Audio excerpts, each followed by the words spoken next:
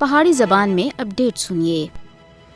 مقبوضہ جموں کشمیر وچ جدھر G20 اجلاس ہو رہا ہے اج مکمل اور ہمگیر ہڑتال ہے۔ اس اجلاس کا مقصد محض پروپیگنڈا پھیلانا اور دنیا دی اکھاں دے وچ مٹی سٹنے دی ناکام کوشش کرنا ہے کہ مقبوضہ جموں کشمیر وچ سارا کچھ ٹھیک ہو رہا ہے۔ مودی حکومت مقبوضہ خطے وچ G20 اجلاس کر کے اپنے معمول دے جھوٹے اور بے بنیاد دعویٰ کو اور زیادہ مضبوط کرنا چاہتی ہے، جس کی تصدیق اقوام متحدہ دے اقلیتی امور دے خصوصی نمائندے سن بھی اپنے ایک بیان وچ کیتی ہے کہ مقبوضہ جموں کشمیر وچ G20 اجلاس کا انعقاد بھارتی اقدام دا بنیادی مقصد مقبوضہ جموں کشمیر دے اوتے بھارتی قبضے کو جائز ٹھہرانا ہے۔ بھارت سری نگر وچ G20 اجلاس کا انعقاد کر کے کشمیری عوام دی لازوال جدوجہد آزادی دے بارے وچ حقیقت کو چھپانا چاہتا ہے۔ بھارتی حکومت سری نگر وچ G20 اجلاس کی میزبانی کر کے دنیا کو مقبوضہ جموں کشمیر دی حقیقی صورتحال دے بارے وچ گمراہ کرنا چاہتی ہے۔ بھارت مقبوضہ جموں کشمیر وچ اس اجلاس کا انعقاد کر کے 5 اگست 2019 وچ اپنے غیر قانونی اور غیر آئینی اقدامات کو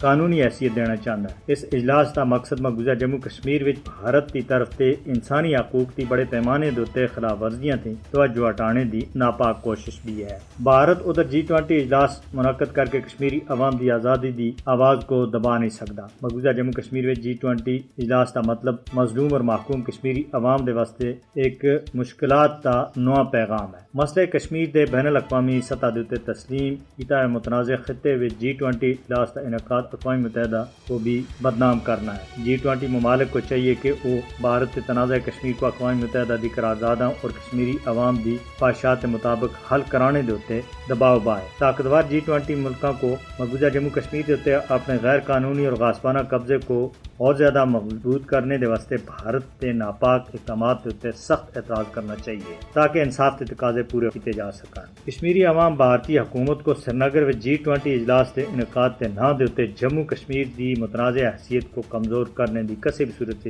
اجازت نہیں دے سکتے۔